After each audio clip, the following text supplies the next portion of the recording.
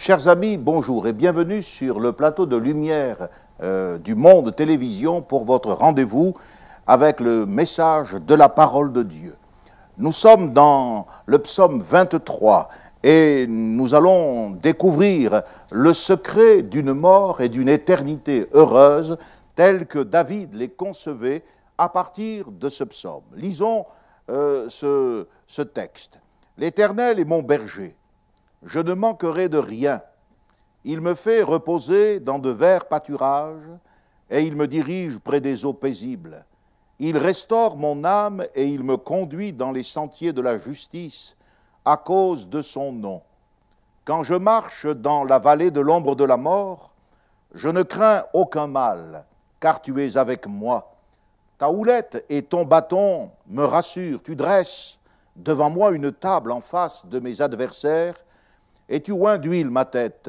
Ma coupe déborde. Oui, le bonheur et la grâce m'accompagneront tous les jours de ma vie, et j'habiterai dans la maison de l'Éternel jusqu'à la fin de mes jours. Amen. Ce psaume, connu de tous les chrétiens, nous parle des secrets que David avait découverts dans sa communion avec Dieu. Nous avons eu l'occasion de nous pencher sur le premier de ces trois secrets, le secret d'une vie heureuse, le secret d'une vie comblée. En effet, quand David dit « je ne manquerai de rien », il ne faut surtout pas faire l'erreur de penser que cela s'arrête aux choses de la vie présente, la nourriture, le vêtement, la santé. Non, cela prend aussi en compte les besoins spirituels. On a des fois, je ne sais pas si vous serez d'accord avec moi, ce sentiment qu'il nous manque quelque chose. Et pourtant, nous avons tout. Nous sommes comblés, nous sommes dans un environnement sécurisant et pourtant il nous manque quelque chose. Nous désirons des choses qui nous sont inaccessibles. D'ailleurs, je remarque que nous avons souvent beaucoup de choses encombrantes, superficielles, qui ne sont pas réellement nécessaires. Et nous n'avons pas bien saisi que les délais de Dieu, lorsqu'il nous fait passer par un chemin ou par un autre, eh bien, sont nécessaires pour notre vie. David avait compris qu'en se laissant conduire par Dieu, l'Éternel est mon berger, dit-il, eh bien, il pouvait parvenir à cet état de satisfaction où non seulement ses besoins naturels sont comblés, mais aussi les besoins les plus grands de sa nature, les besoins spirituels, car ce sont les besoins les plus impérieux. Pour apprécier la beauté, la relation d'un berger avec sa brebis, il faut commencer par sentir sa faiblesse, il faut commencer par sentir sa pauvreté. Alors, on va ressentir le besoin d'être conduit, on va ressentir le besoin d'entendre sa voix, car la Bible nous dit que Jésus, le bon berger, fait entendre sa voix. Les brebis entendent sa voix et elles le suivent. La voix du Saint-Esprit, aujourd'hui, se fait entendre dans l'Écriture sainte. C'est par le Saint-Esprit que Dieu nous parle. La Bible n'est pas un livre ordinaire. Et tous ceux qui considèrent la Bible comme un livre ordinaire font une erreur majeure, car la Bible, c'est la parole de Dieu. La voix de Dieu, par le Saint-Esprit, se fait entendre. Et c'est la première condition pour être conduit. Nous avons besoin d'être dirigés. Notre cœur ne peut pas nous diriger, car souvent il nous trompe. Mais lorsque notre cœur est dirigé, lorsque notre cœur est conduit, alors nous pouvons connaître cet état de perfectionnement, de satisfaction. Le gouvernail, c'est la parole de Dieu. Et la Bible dit que c'est en se dirigeant d'après sa parole qu'un jeune homme, par exemple, va rendre pur son sentier. Le livre des Proverbes nous dit « Les préceptes divins te dirigeront pendant ta marche. Les avertissements de la correction sont le chemin de la vie. » Ainsi, pour avoir une vie heureuse et parvenir à franchir cette étape douloureuse de la mort d'une manière sereine, eh bien, il faut accepter d'être dirigé. C'est pour cela qu'à certains, Dieu a donné des dons spirituels, la capacité de diriger, l'art de la direction. non seulement dans ce qui concerne les choses de la vie, et là nous avons besoin d'être conseillés, d'être aidés, mais dans le domaine spirituel. Vous savez, les gens tombent faute de direction. Ils chutent parce que, eh bien, ils ne savent pas dans quelle direction aller. Et les prédicateurs de l'Évangile sont responsables de l'impact qu'ils ont dans la vie ou sur la vie de ceux qui leur sont confiés. La Bible dit qu'on doit avoir de la considération pour ceux qui nous dirigent. C'est un ordre biblique. Une bonne direction mérite eh bien, de la considération. Mais encore faut-il que cette direction soit bonne. Les ministres de l'Évangile, eh bien, qui sont investis de cette autorité, doivent faire l'expérience de la dépendance de Dieu.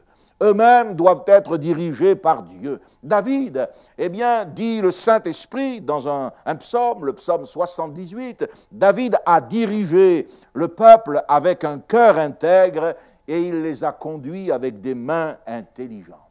Un cœur intègre. Je pense qu'aujourd'hui, c'est très important, l'intégrité. Le mot hébreu signifie un cœur totalement dédié à son ministère, entièrement consacré et dévoué à sa mission. Les prédicateurs d'aujourd'hui sont quelquefois détournés de leur ministère et de leur mission, et ils se préoccupent de politique ou de choses secondaires. Mais nous devons être totalement engagés envers l'appel du Seigneur. Le mot hébreu, tamim, signifie perfection. Il s'emploie pour désigner une chose qui est sans défaut, à laquelle il ne manque rien, un état complet. Je crois que, eh bien, c'est important de savoir qu'est-ce que cette intégrité, cette plénitude. Regardez avec moi, si vous le voulez bien, dans le psaume 15. Dans le psaume 15, nous avons une définition de ce qu'est cette perfection, cette intégrité, cet art de diriger si important. Il est dit ceci: ô Éternel, qui séjournera dans ta tente? Qui demeurera sur ta montagne sainte? C'est celui qui marche dans l'intégrité, qui pratique la justice, qui dit la vérité selon son cœur, qui ne calomnie point avec sa langue, etc. Il ne fait point de mal à son semblable. Voyez-vous, tous ceux qui ont la responsabilité de diriger parce qu'ils sont des bergers établis par le Seigneur sur son Église, eh bien, doivent se reconnaître dans ces paroles. Ils doivent être des personnes qui disent la vérité selon leur cœur. Il faut que dans ces personnalités, il y ait un accord parfait entre la parole et les sentiments. Ils respectent leur prochain et ils se gardent de porter atteinte en répandant des calomnies. Vous savez, on a besoin aujourd'hui de rappeler à certains prédicateurs combien il faut être prudent dans l'abus de la parole, car l'abus de la parole détruit l'impact de la parole qui leur a été confiée. David avait un cœur totalement dédié, un cœur intègre, un cœur livré à sa mission, mais il avait aussi des mains intelligentes. Je me suis posé la question, qu'est-ce qu'une main intelligente? Car je comprends lorsqu'il est question d'un cœur intelligent, d'un esprit intelligent, mais des mains intelligentes. Vous savez, la main est citée comme étant l'instrument du cœur. Quand on a du cœur à l'ouvrage, on dit généralement qu'on met la main à la pâte. Qu'est-ce qu'une main intelligente? Quand on est dirigé par le Saint-Esprit, on ne met pas ses mains n'importe où. Témérairement, avant d'avoir reconnu que c'était bien ce que le Seigneur attendait de nous. La main intelligente, c'est la main qui, eh bien, s'active au service de Dieu et qui se préoccupe uniquement des choses de Dieu. Nous ne devons pas mettre notre main dans tous les domaines qui s'offrent à nous. Aujourd'hui, beaucoup de prédicateurs font de la politique. Ils sont préoccupés par le statut social et la communication devient une des grandes obsessions de leur ministère. Non, les gens sont orientés, ils sont dirigés par notre parole. Mais quand ils nous voient vivre, quand ils nous voient agir, quand ils voient la cohérence entre le message que nous prêchons et les actions que nous créons, alors ils reconnaissent l'intégrité de notre ministère. Vous savez, ce mot intègre, je vous ai dit qu'en hébreu, eh bien, il est traduit par perfection. C'est un mot qui désigne tout ce qui est complet, sans défaut.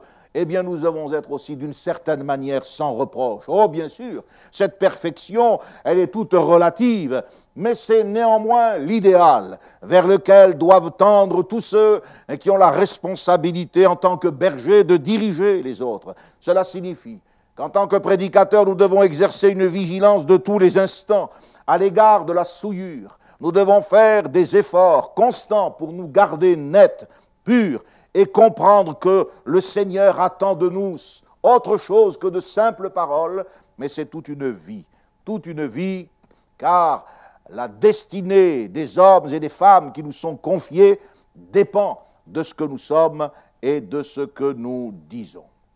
La question du bien et du mal est une question qui est restée longtemps sans réponse, mais depuis que l'Évangile nous a été révélé, alors cette question trouve non seulement une réponse absolue et définitive dans la mort et la résurrection de Jésus-Christ le Seigneur, c'est là notre message, mais aussi elle trouve une réponse dans le témoignage et dans la vie de tous ceux qui sont ses témoins.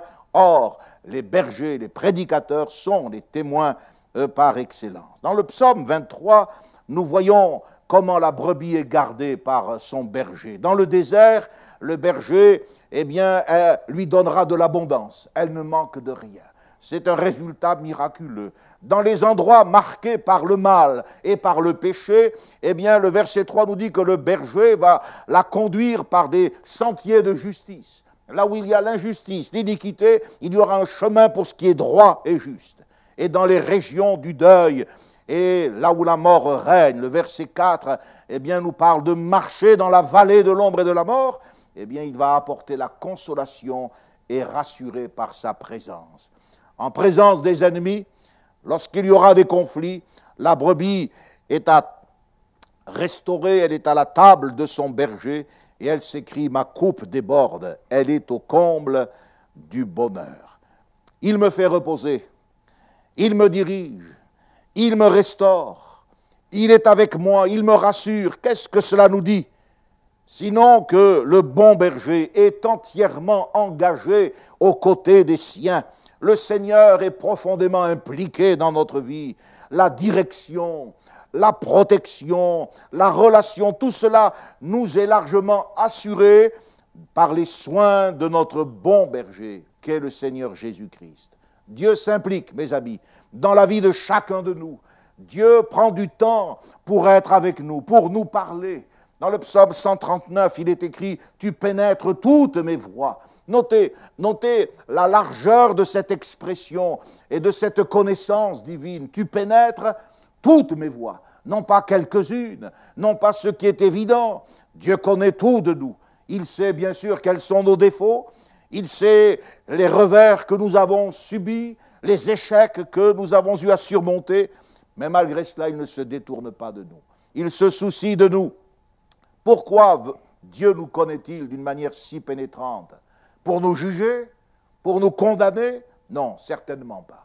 Mais parce qu'il veut nous montrer que nous avons bien fait de le reconnaître comme notre berger, que nous avons bien fait de dépendre de lui. Et nous, les prédicateurs, qui sommes, eh bien, les bergers du troupeau de Dieu, ce troupeau qu'il nous a confié, eh bien, nous nous retrouvons également dans ce besoin d'être conduits, d'être dirigés et d'être gardés. Oh, nous ne sommes pas de ceux qui prêchons à qui veut l'entendre que nous sommes des champions, des héros, des géants de la foi. Non, nous sommes les brebis du Seigneur.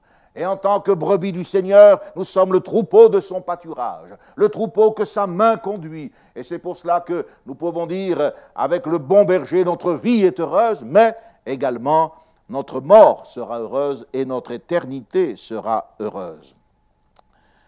Le secret d'une mort heureuse, c'est la paix avec Dieu. La Bible nous dit que la paix de Dieu surpasse toute intelligence et elle peut garder nos cœurs et nos pensées en Jésus-Christ.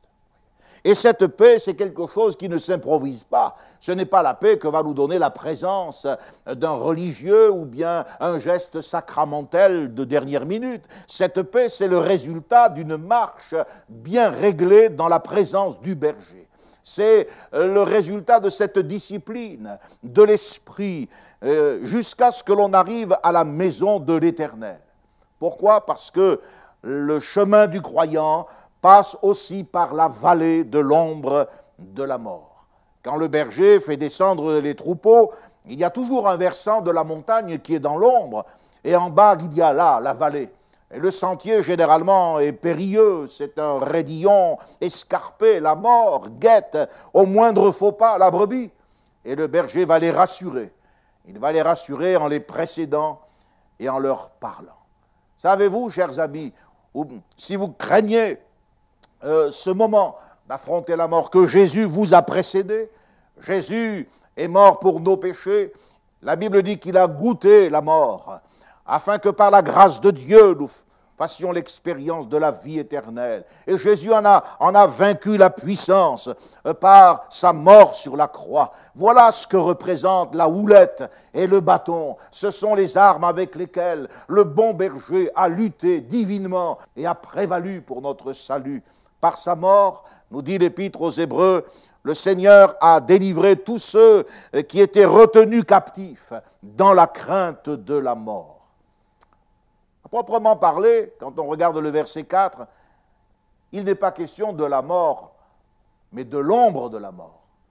Quand on regarde le concept biblique de la mort, c'est-à-dire la séparation d'avec Dieu, on peut dire ce que Jésus a dit lorsqu'il a affirmé « Celui qui croit en moi ne verra jamais la mort. Quand bien même il serait mort, il ne goûtera jamais la mort. » C'est-à-dire que la mort dans sa version totale, la mort, séparation d'avec Dieu, ça n'est plus le problème du croyant. Il n'a affaire qu'à l'ombre. Qu'est-ce qu'une ombre? Il n'y a rien de plus inconsistant que l'ombre. L'ombre, eh bien, c'est lorsque un objet opaque s'interpose entre la lumière du soleil, eh bien, ensuite, elle disparaît. C'est exactement ce qui se passe lorsqu'au moment de fermer nos yeux sur les choses de la terre, après avoir vécu une vie heureuse, parce que Dieu nous a conduits, parce que Dieu nous a dirigés, parce que nous avons accepté d'aller près des eaux tranquilles, le rafraîchissement de l'esprit, eh bien, c'est les eaux tranquilles qui engendrent le repos, la paix du cœur. Un grand repos, un parfait repos, nous dit la Bible. Alors, au moment de fermer nos yeux, de quitter cette terre, nous savons que l'ombre sera passagère. Il loin d'huile ma tête, dit le psalmiste, et ma coupe déborde. Dans la vie du chrétien, il y a une onction débordante, une onction qui lui communique une espérance par le Saint-Esprit. Vous savez, quand le berger arrive sur un plateau, que ses brebis vont maintenant disposer du pâturage, la première chose qu'il fait, eh bien, c'est de laisser le chien les garder et il parcourt le terrain. Il va enlever tout ce qui est toxique et dangereux. Il dresse en quelque sorte une table pour son troupeau. Et le soir, eh bien, il examine chacune de ses brebis. Il nettoie les muqueuses, le museau, les yeux si fragiles. Eh bien, c'est exactement ce que Jésus a fait. En nous précédant dans la mort, il a enlevé tout ce qu'il y avait de toxique. Alléluia. La Bible dit que l'aiguillon de la mort, c'est le péché. Et Jésus en a triomphé. Il nous a libérés de la puissance du péché. Et il nous a laissé sa parole. Et la parole du Seigneur, eh bien, elle est sûre. Elle est digne d'être reçue. Rien de toxique, rien de mauvais dans l'Écriture sainte. Eh bien, même devant cet adversaire si redoutable qu'est la mort, l'Esprit du Seigneur va garder notre cœur en paix. Ils sont heureux, dit l'Écriture, ceux qui meurent dans le Seigneur. C'est afin de conclure que j'aimerais maintenant parler avec vous du secret, le secret d'une éternité heureuse. Oui, le bonheur et la grâce m'accompagneront tous les jours de ma vie. J'habiterai dans la maison de l'Éternel jusqu'à la fin de mes jours. Quelque chose qui est intéressant, c'est que nous apprenons ici que David savait qu'il était éternel jusqu'à la fin de mes jours, c'est-à-dire durant l'éternité. Et cette question, il faut qu'on se la pose durant notre existence terrestre, à l'approche de la mort, Nous devons nous interroger pour savoir où nous irons passer l'éternité. Car l'Apocalypse nous montre les croyants, les vrais, ceux qui ont accepté Jésus comme berger. Pas ceux qui ont professé extérieurement être chrétiens, mais ceux dont la vie a été disciplinée, orientée par le Saint-Esprit. L'apôtre Paul pouvait dire aux chrétiens de Thessalonique que Dieu, le Dieu de paix, garde et dirige vos cœurs vers l'amour du Seigneur. Nos cœurs ont besoin d'être dirigés. Notre vie chrétienne ne peut pas se mener sans direction. Une église ne peut pas exister sans direction spirituelle. Et c'est pour cela qu'il ne faut pas être des papillons allant ici ou là, cherchant un évangile de complaisance. Mais il faut s'attacher à une assemblée et avoir un régime de vie spirituelle authentique. Les croyants, les vrais, ils sont dans la jubilation, ils sont heureux. L'Apocalypse nous montre que le ciel est un endroit où l'on est heureux. La Bible nous dit qu'il chantait un cantique devant le trône. On entendait des voix, nous dit l'apôtre Jean, comme celles des joueurs de harpe avec leurs instruments. Et on comprend la joie de ces gens, c'est qu'il n'y aura plus ni deuil, ni cri, ni douleur. On comprend que David, par anticipation, a pu dire « Oui, le bonheur et la grâce m'accompagneront tous les jours de ma vie. » Ce n'est plus la crainte de mes adversaires, ce n'est plus les difficultés du désert, les incertitudes et les aléas de l'existence. C'est le bonheur et la grâce, la joie et la plénitude. Habiter dans la maison de l'Éternel pour le restant de nos jours. Il y a beaucoup d'hommes et de femmes qui limitent leur existence à cette vie terrestre. Pour eux, leur destinée est cantonnée dans les quelques dizaines d'années qu'ils passent ici-bas. Mais pour assumer et remplir sa destinée en tant qu'être humain, il faut non pas une, mais deux vies. Il vous faut une vie présente, une vie avant la mort. Et puis il faut considérer également celle qui est au-delà de la mort, la vie éternelle. C'est ça la destinée de l'homme. Tous les êtres humains qui naissent dans ce bas monde, naissent pour l'éternité. Oui, la mort peut venir les séparer pour un temps des réalités de la vie terrestre, mais la mort est provisoire. Le corps retourne à la poussière, mais la Bible dit que l'esprit retourne à Dieu qui l'a formé.